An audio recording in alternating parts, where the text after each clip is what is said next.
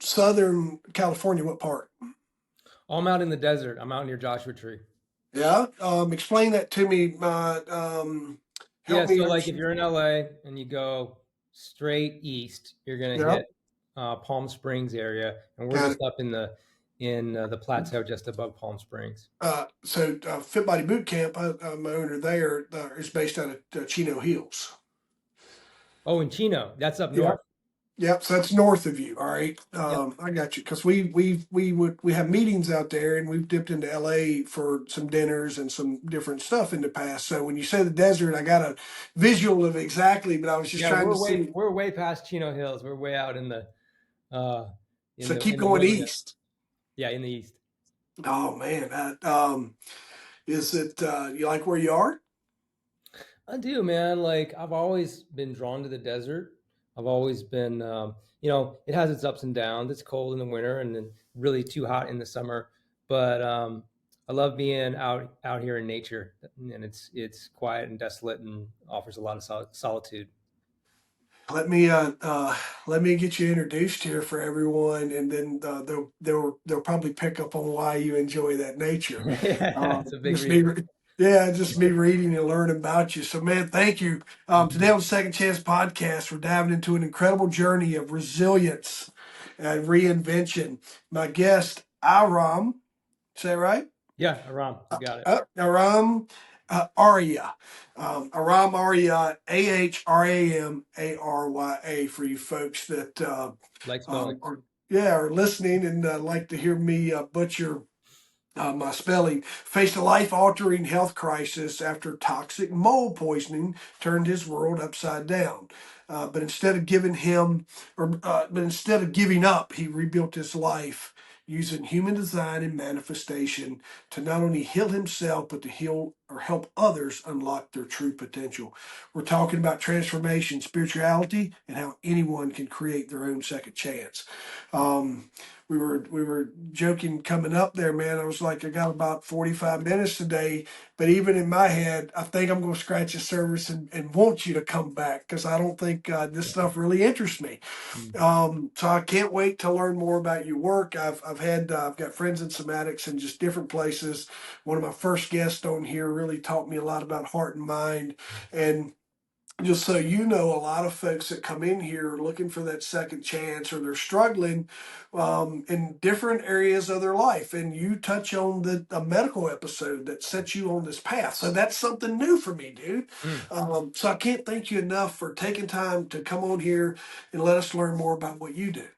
Oh, it's my pleasure to be here. The name of your podcast kind of stuck out to me. I was like, oh yeah, that's me. Yeah, that's right. And if you like us, you got many. We're just going to talk about one, right? You got many second chances. We're just going to talk about the one. But let's go right into your health crisis Yeah. and that moment, like, and then everything get changed and where your kind of steps there. So walk us through that, man. Yeah, so my life got turned upside down in 2012. I bought my first house. I kind of really thought I was about to go somewhere. I was married, had a good job, and I walked into a nightmare that a lot of homeowners wish they never had to face. Like the first thing that popped up in my head recently about this is you probably watched the news and you've seen all the fires in LA, and it's really devastating what that can do. But what I tell people all the time is like, man, I wish my house had burned down instead of having to go through toxic mold poisoning and discover that I had a toxic mold problem in my house. It's a whole can of worms, and to be honest, nobody really wants to talk about it. It's not a popular topic. People treat you like you're crazy, or oh, maybe I need to get away from this person at times. Um, but what happened for me was, I had heard um, about what a toxic mold problem in a home can do to people. It's not fun, but I really didn't know how bad it could be. And in 2012, I started to get progressively sicker. Had all these weird. I won't even go into all of them. There's too many. So many weird symptoms, mental, physical, and autoimmune kind of symptoms. And Then one day, I went to my doctor. I really just guided myself there, following my intuition. And with the technology available back then, I was like, okay, what tests can I take to rule out the possibility that I might have mold in my house? So I got that test, and I hired an inspector, and he was literally, looked over my whole house. He was literally about to leave because they hadn't found anything, until he looked in, like, it was kind of like a movie. Like, he looked in the last spot, and then the last spot he looked, he found the problem. So at that point, I thought that, oh man, great. Well, now we've identified the problem. Now we just fix it, and I'll be good, and I'll claw my way back to health.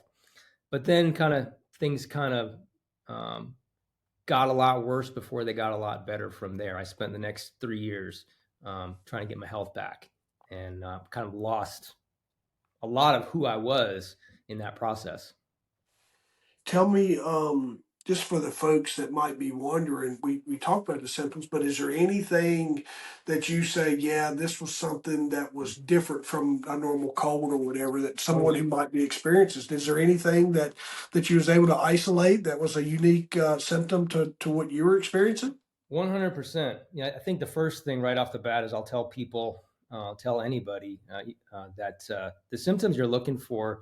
Um, well, before I get into the symptoms, it's kind of like this: toxic mold can cause any illness. It can really look like anything, given enough time, because it's poison. When you have poison in your body and your body's dealing with toxins, it can affect your body in so many different ways, and your mind too. But the main symptoms you're looking for, one thing we call brain fog, which is that sort of disoriented, can't focus, kind of, you feel dumb, you feel like you had one too many beers but you didn't drink, kind of a thing. Body aches and pains. uh, Fibromyalgia is the code name that a lot of doctors use, but body aches and pains that won't go away, soreness, um, stiffness, and then also gut symptoms are one of the other big ones. People feel like they're not digesting well. They've got all sorts of uh, gut problems. Could manifest as lung problems, obviously sinus and cold stuff, but could be heart palpitations. The other big one, Jeff, is anxiety. Mm, Anxiety that, that's kind of runaway anxiety. What's happening when you're taking on too many mold toxins in your environment is that you're getting inflamed. And as we know, I'm not a doctor, but as we know, chronic inflammation of all these different types can cause all sorts of different diseases. So what I think people should know is, hey, if you have a if you have a chronic condition or symptom that isn't going away, do yourself a favor, get a toxin test for your body and just rule out mold, because it's easy to rule yeah. it out if that's not the case. And then what was the area in your house that ultimately ended up where you found that at? It was in my basement, actually. So I had a home. I was living in the state of Utah, and I had a finished basement. And what had happened was that there was a pipe that went to the spigot on the outside of my house. And unbeknownst to me, is that pipe had a pinhole leak in it. So uh, it was hard for me to pinpoint where there might be a leak. I smelled something sometimes, but it would go away. But I ended up spending a lot of time in my basement because that's where my home office was. Yep. And what happens is, one of the reasons that this is such a big problem in the States is most of our houses are made with drywall. And on the Mm-hmm. back side of drywall is, guess what? Paper. Yep. If you have pipes in the house, people are worried about rain and weather events, which is, do your windows have flashing? All that's important. But like most of the time, these sneaky mold situations pop up because there's a pipe in your house somewhere that's behind drywall. And if there's any problem with the plumbing, it's sort of hidden. And then there's paper right there that can absorb the water, and really, that's the one of the biggest problems is the drywall in this country. Yeah. I record out of my studio inside of my house as well, and I was sitting here reading about you and just thinking I have a place where I had a my outdoor spigot, and it started to drip, right, and I'm like, I gotta get that fixed. Yeah, I was I made myself wrote a note like text my Yeah. guy and say, hey man, can we come over and replace this piece of drywall because I'm getting ready to paint down here. And I was thinking about that, and you got me re-inspired, yeah, Yeah. especially now because you're like, it was in my basement. I'm like, crap, I'm right in here right now. Well, Um, winterizing your home is something that people forget to do as yeah, well. Flushing your pipes before you turn them off for the winter, so you don't have a frozen pipe. In places that it's cold. A lot of people don't even know what I'm talking about. yeah. They've got to do that.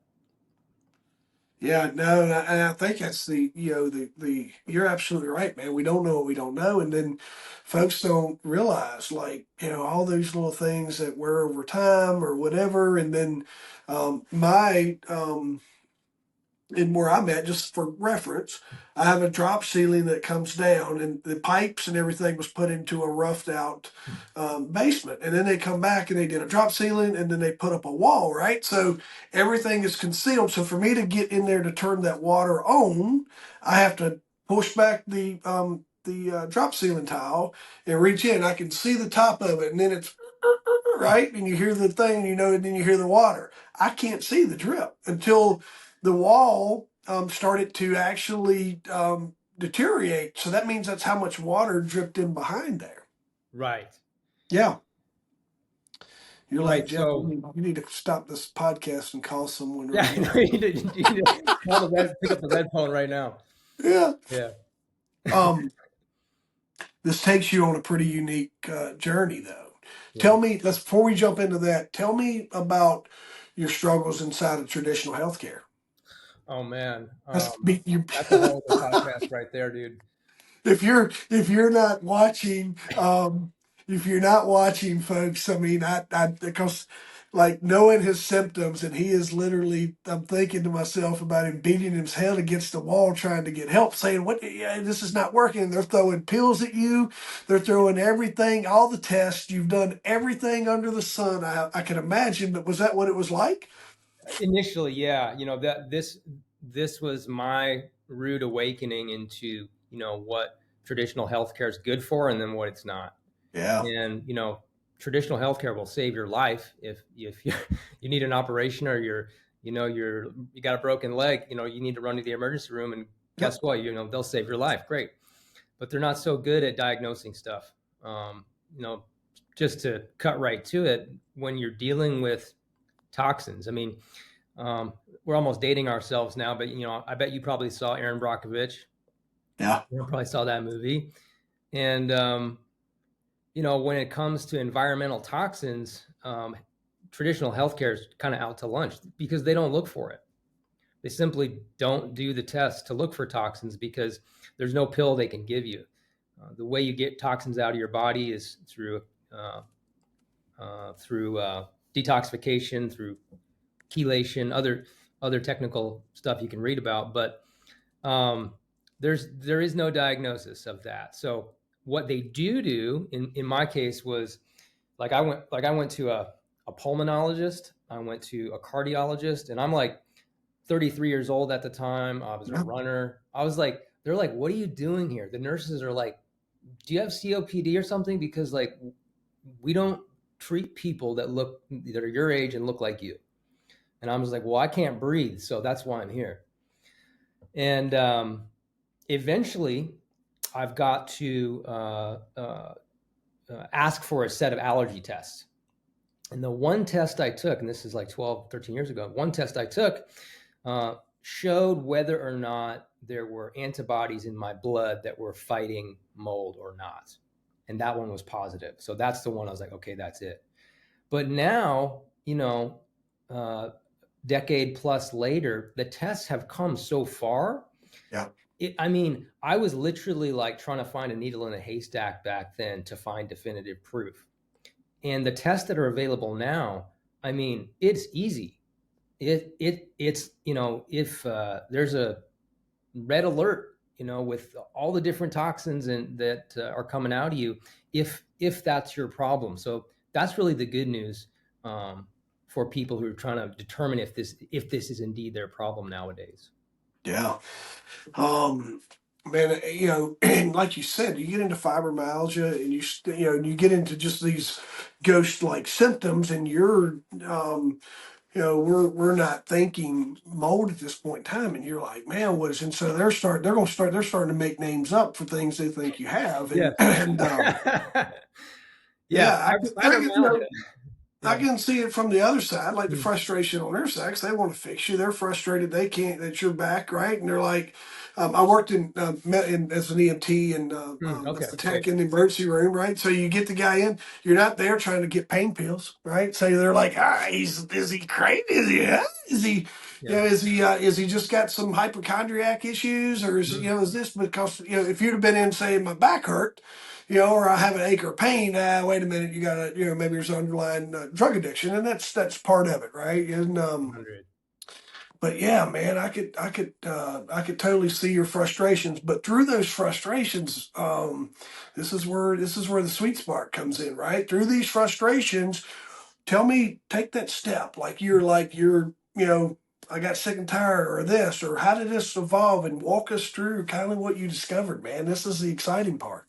Yeah. So, well, to cut to the ending, what I've done is to create a service.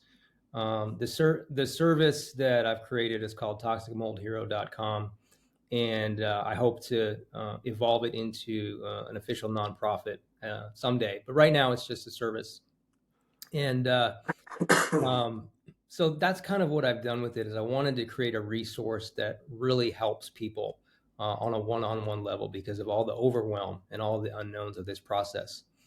Um, but getting to, backing up to your question of what was the turning point, the turning point was realizing that I'm sensitive to toxic mold, and only 20, well, it's a pretty big percentage, 25% of people are like me and are predisposed to develop a hypersensitivity.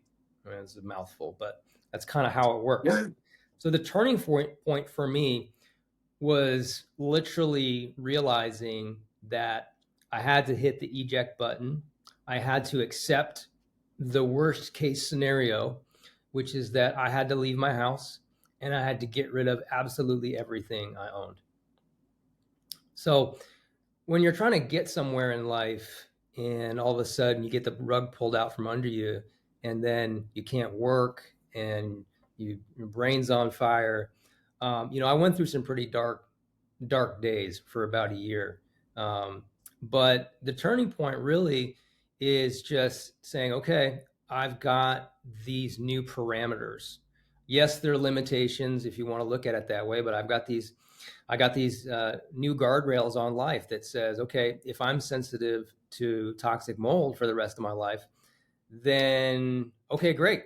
I got to make these decisions, or I've got to work that in to where I'm going from here. But that was about a 3-year process of real deep acceptance about what sort of different choices I was going to need to make to set myself up for future success. And that took you down kind of a hero's spiritual journey. Um, Talk about that and how Yeah. that kind of evolved for you. So after that first 3 years, after 3 years, I really actually did get my life back. But that was sort of like, that wasn't the exact climax of it all. I had to face, toxic mold a couple more times, actually. New environments, new jobs, new situations. There's honestly too many twists and turns. It belongs in a book or a movie to encapsulate it all. But after facing this a couple more times, um, that's actually when I really when I really hit rock bottom. So my rock bottom was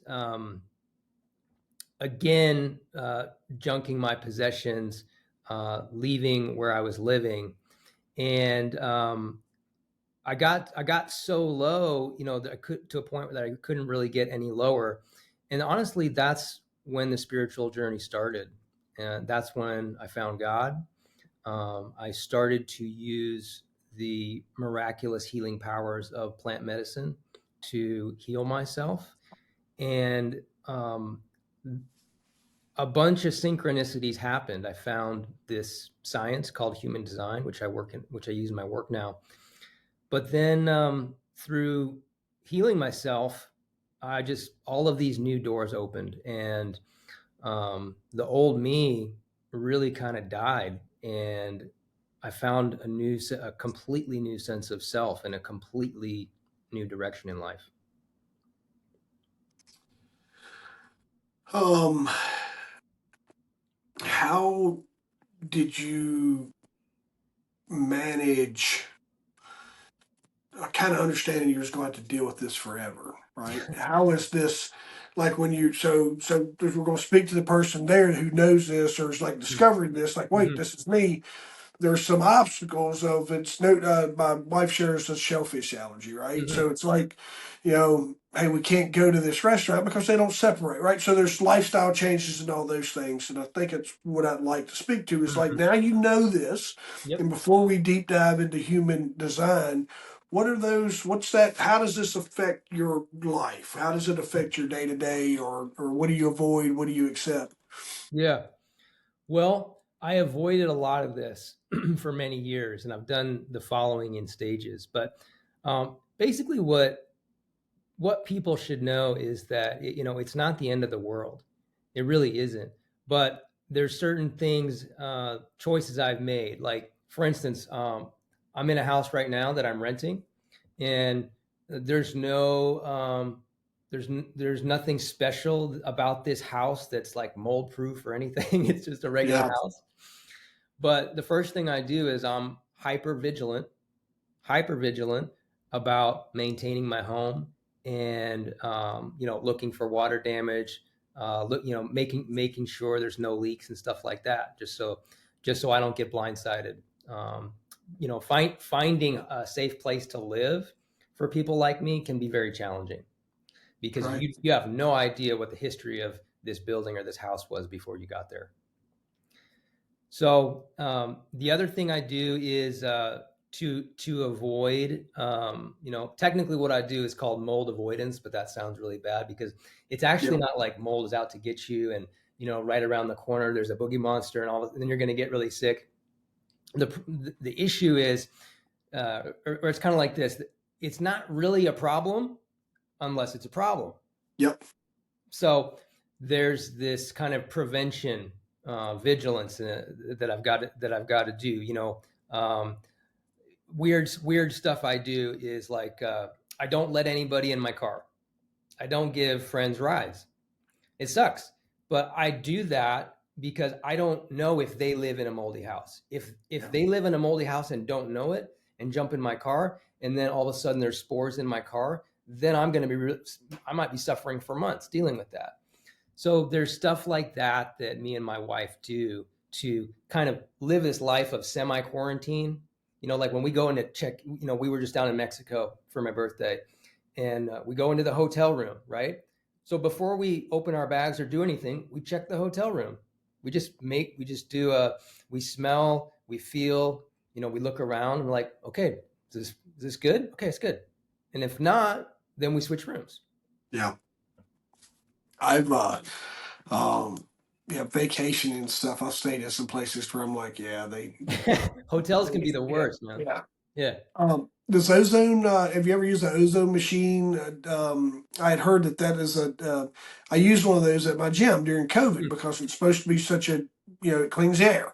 Mm-hmm. So we remember. I don't know whether you remember during COVID when when they're wanting to keep us kept us locked down, but there's everybody's kind of like Texas and Florida, and they're like, oh, everybody Texas, and then they had a peak.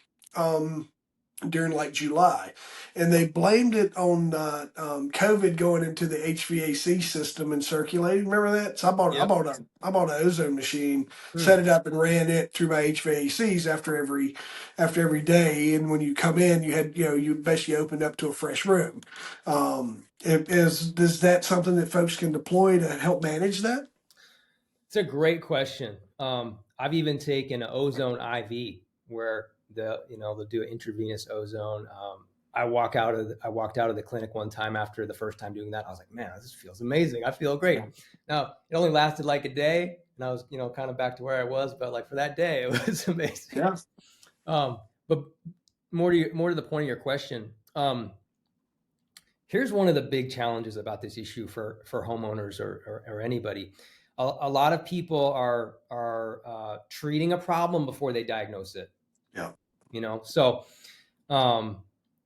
ozone can be great, but I think about that as a preventative maintenance kind of thing. It is not a solution if you have a serious problem. So if you think you got a serious problem, the best thing you can do is hire a professional to do a top to bottom inspection of your house, like I did, like I was explaining earlier. Yeah, that's a great point. Yeah. Great point. Um, Human design and manifestation play a big role in your coaching. How do you use those tools to help people unlock their creativity and rediscover their potentials? Yeah. So, me discovering human design on my journey, I just sort of found it at the strangest, weirdest time when I was so broken down as a human being. I found this tool. I was on a trip in Arizona, and somebody showed it to me. And long story short is I never defined myself as a spiritual person. I'm not Right. into astrology.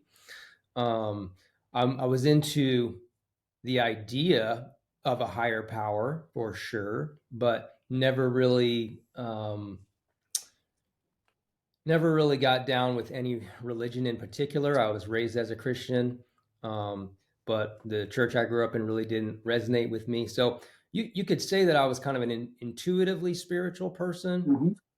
interested in why I was here, all the questions of the universe, philosophies, all that stuff really interested me, but not what I would have called a spiritual person. And human design really just broke the mold and smashed all my stereotypes about what mystical knowledge can look like. So for people that don't know what the heck I'm talking about, human design is a science, and all you need is your birthday and the time you were born. And when you put that into the engine or the software, you can get that on my website, or mybodygraph.com is one I tell people. That's like the official site. What you receive is what I like to call a personal operating system. It tells you these archetypes and these qualities about you that you have for life that are basically hardwired. So it's basically tells you, like in the story of nature versus nurture, like who am I, and what's natural, and what have I picked up along the way. It basically tells you your hardwired nature. What are the things about you energetically, and it's a bit hard to describe, but there's a lot of different qualities it describes. And then what we realize in that process of seeing who we really are at our core, all of a sudden, a lot of people compare that to the idea of who they are, of who they've picked up through nurture and all their, who their parents were and where they lived and what they believed. So, long story short, there is, for me, human design provided this profound reset on who I really am inside. And when I saw it almost brought me to tears. I was just when I really understood what it was, and what it allowed me to be from there on out. Then I became obsessed with the system, and I was like, everybody should know about this. I'm not. I'm not going to disagree with you, and I wanted to share something with you. Hmm. So, I have my own paths and journeys that I've been following, and I pay attention to when things come into my life. Mm. And um, I was working the week before Thanksgiving and kind of working through some different things, and um, human design came into my life. And I was was doing some research and doing some listening and all those things, and I ultimately went and did on Thanksgiving. I went and did this. I went and did do the URL you just mentioned, Mm. and I Cool. am a life force. I was when you got going, I was like, we're going right where. So I did mine, my date of birth, my time of birth. I had to message my mom like, hey, remind me what time. She's like, I think it's this. I'm like, get me closer than I think. Yeah. So she told me, and she had told me before that it was the time, and so. And that's a big deal, folks. Is you want to be? If not, there's an exercise to help you get close to drill it down. And man, I'm telling you, when I was reading it, Mm. and so I kept kind of going through it. I felt like someone knew me. Yeah. Um, and mine came back that I was the life force. Um, um, it goes through my signature and all those different things like that. And then my core identity is being a generator. And then this is one of mine that really spoke to me. Now I wanted to leave this or just let the folks know how powerful this is. I'm sitting here reading it, Mm. just like what you would, and I'm going through it, and it's like, you're a generator. Think of yourself as battery that powers the world. You got a lot of energy, but only if you're doing things that light you up. And I'm like, man, that is totally me. Um, and then it's like if you're doing what you should do but don't enjoy, you'll get burned out and frustrated. Your job in life is to respond in what's in front of you. Mhm. And part of my walk has been realizing that the more I chase, the further things get away from me. And in the last couple of years, I was making some new decisions on how I wanted to approach my situation. And one of them was I was like, I'm done chasing. And I just had this moment. I'm like, I'm really going to just wait and see what comes to me because I feel like I've been heading in the wrong direction. And this is a couple of years ago. And so things have happened. And here I was, right? And Mm. this was the last thing I wanted to end with. And I wanted you to kind of help me understand or help the world, right? I'm giving you a couple This is things that great. was Yeah. about me. My life thing, and this is me. I was public safety. I did all the thing. My purpose revolves around service and improvement. You're Mm. here to make things better. And dude, you don't know how often I say I leave things better than I found them. Hmm. So when I'm reading this, I'm like, whether that's processes, people, or ideas, think of yourself as a fixer. I call myself a fixer all the time, break glass in case of emergency, who thrives on spotting what's broken and improving it, but just don't let perfectionism drag you down. And Hmm. I read those paragraphs and I like texted my wife and I said, she was in the other room with the kids. And I was like, do this test and let me know if you feel like it's stalking you as well.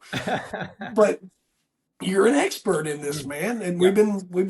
we've been consuming materials on this. And when we connected, I was like, maybe this is the path that you're going to take me, and you did. But unpack that, Yeah. folks. What he just talked about, what Aram just talked about, I've been researching and I've been doing, and so when you do these results, I just shared with you all part and him part of the results that this thing and it gives you a full list and all sorts of cool stuff, a fully PDF. But that's part of the results, and it really spoke Mm. to me. That's so cool. Hey, quick question. Can you see what your profile is? Yep. Two fourths. Did I Two say four. that right? Two Yeah. fourths. The easy breezy genius. Two fours. So what I'll tell you about yourself. So two things I'm picking up for you right now. Um, so the profile is the 2-4, what's called the hermit opportunist. So what it means for you, Jeff, is that you really do your best work alone. Yeah. At first, you do your internal work first, and you need to be alone, and we need to leave you alone so that you can have that insight or that response to what's happening around you. But then you're going to take whatever it is you learn or want to do to your network, to the group in kind of an opportunistic fashion. You're going to wait for the right moment to share whatever it is you're going to do. And the life purpose or the incarnation cross aspect of it. When anyone ever has the cross of service, one of the big themes around service too is this theme of correction. So it's like you kind of have this unconscious drive to correct what's wrong, so that everyone's healthier or society works better. So it's just kind of like poking and prodding around to see what can be fixed, and then that way of sharing your work, like that's what's really super fulfilling for you.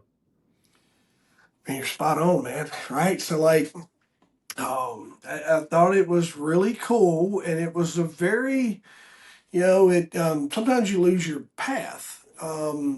Sometimes in your mind you're like, am I heading in the right direction? Is this what I was made to do? Is this my purpose? And when I was doing this and I was going through it now, and this is something I'm doing way later in life, and it mirrored a lot of just who I am and what I've done. And as far as I try to get away from some things of how life pulls me right back into them. So when you look at that, is um, you take things like human design, and then you help. Tell me how you use that in your coaching and in the Yep. manifestation part, Yep. just for our listeners to kind of explain how you intertwine those to create that plan to help someone kind of get out of their own way. Exactly. Yeah. So helping someone get unstuck, whatever they're stuck with, could be a midlife crisis, could be a bad marriage, could be an unfulfilling job, could be waking up at some point and realizing that, just like you described, in deciding to wait for what comes to you, and then human design comes to you knocking on the door. It's like, hey, this is a reset that you didn't know you needed. Thanks. So the way I use it with people is it's number one. That's how most of my best clients find me, is they get curious about their human design. They find me, or they find something I've written somewhere, and they just trust themselves to, if they want to do a session, you pick somebody out there, and for those people that pick me, what you're really getting is an application to your life. This isn't fortune telling. It's not an adaptation of something else. I'm not psychic. I'm literally just reading, an encyclopedia of knowledge that we picked just the pages that are for you. So it's very concrete stuff.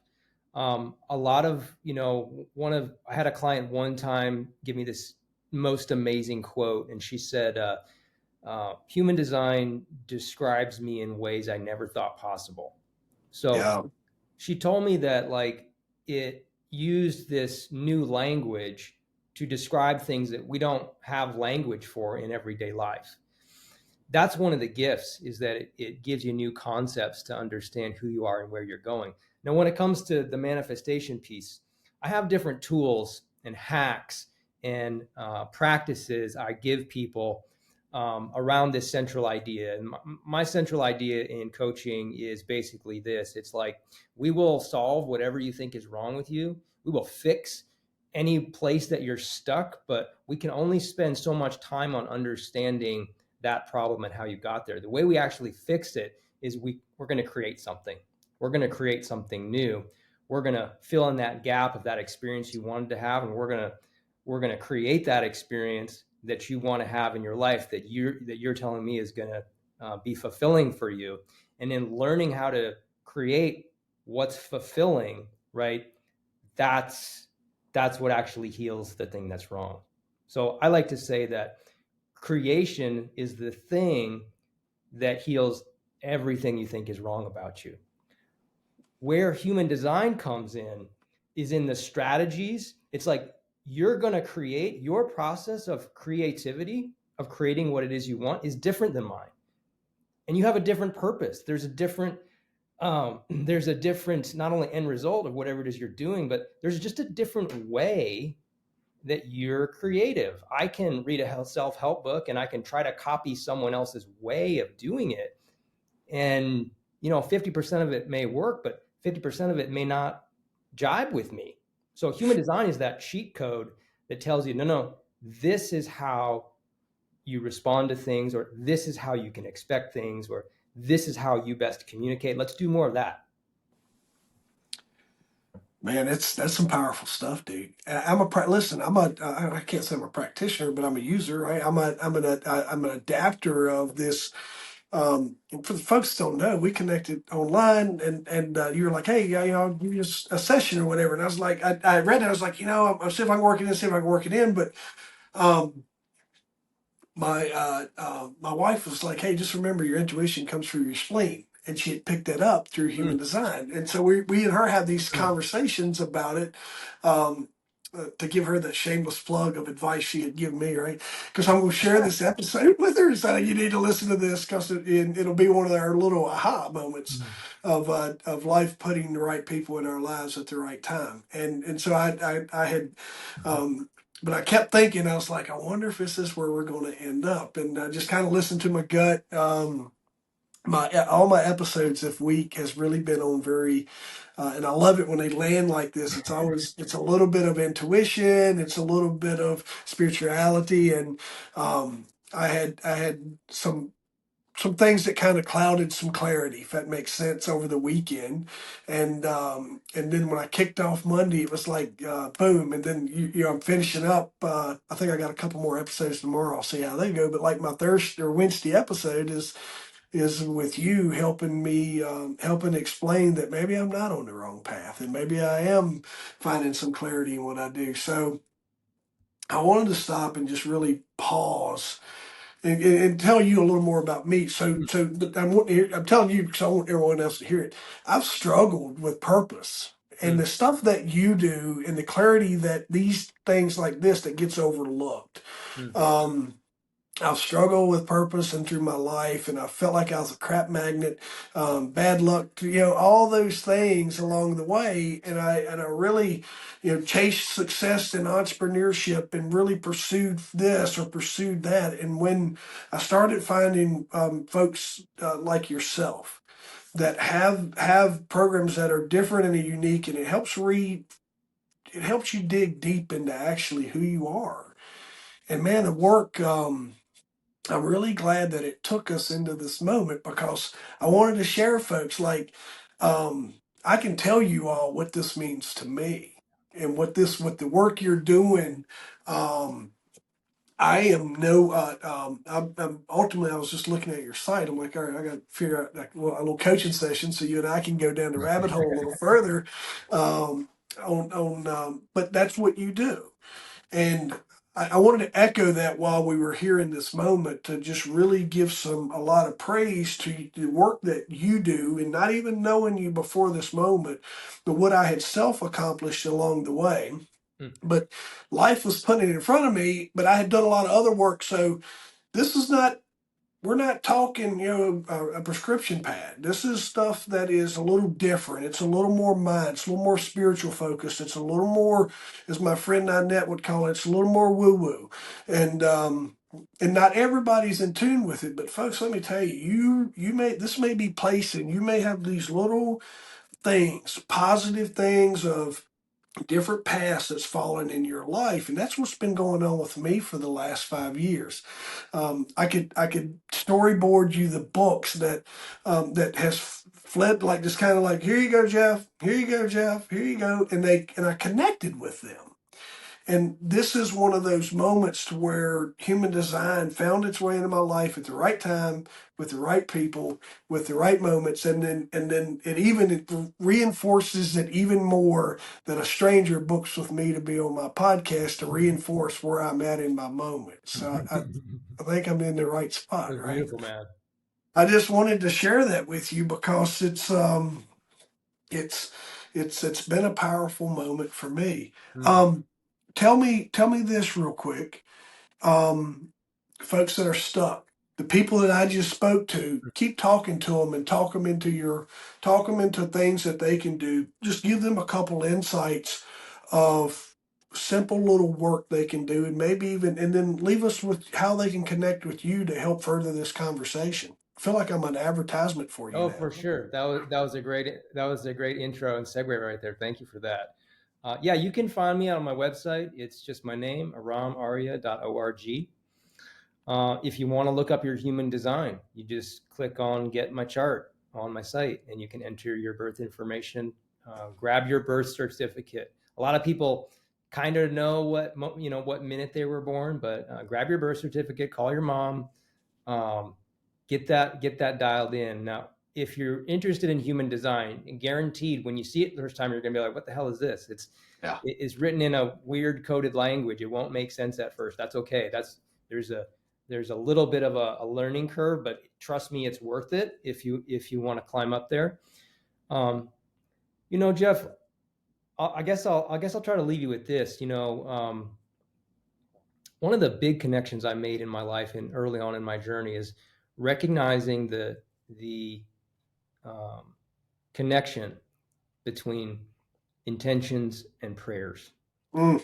I was brought up, I think, like most people, to believe that prayers were cries for help, and asking for help, or some people would only pray when things got so Yes. bad they had no other option, right? Yeah. And through my work, particularly, I worked with a men's organization for years, where I just really honed my skills in this. Is the power of intention and the power of prayer together. That's really where it happens. We really have to practice saying and repeating and doing and being what we want if it's ever going to happen. Yeah. And prayer is something we can do to help align, to help God fill in the gaps for us, where there's holes in our plan. So that's the simplest thing I tell people is, like, you gotta, if you want your life to head in a certain direction, you gotta write it down, you gotta eat it, you gotta breathe it, you gotta say it, and then you gotta pray about it. And then just wait and see what happens, what the universe will send you in the form of a new person, an opportunity. That's the simplest advice I think I could give anybody. Man, that's $100,000 worth of advice for somebody who's struggling. That's some big words for someone who's, and I say that because I know what that would have meant, and me being more of an advocate for what the work that you do and what it's meant to me is, I know that how that would have helped me develop 5 to 10 years ago when I was stuck. Um, I really appreciate you, and I'm glad this conversation ended up where it did, because this is one of those episodes to where when folks are struggling and you get to, I'll assemble them one day, but you fall into my category of guests that I give the title Hope Dealer, and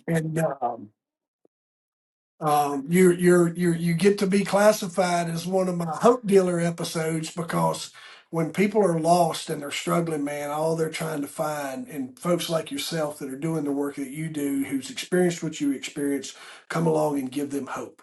And so I want to tell you, and how this spoke to me personally and helped me. I really appreciate the just how everything kind of intertwines, because I believe in those moments, and I've been clipping them off like crazy this week with just the people that's been kind of coming and going, and I've been like, all right. So but man, I want to get you back. I want us maybe to go through, if we can grab a client or somebody, a success story that we can work through, and you can tell the story of what that looks like from your coaching side, and the problem, how you solved it, and the work that you do. So let's, maybe you and I can get back together in a few weeks, and we can just go through that, so we can have something that kind of coattails what we're doing. But I just want to thank you, brother. Appreciate you being here.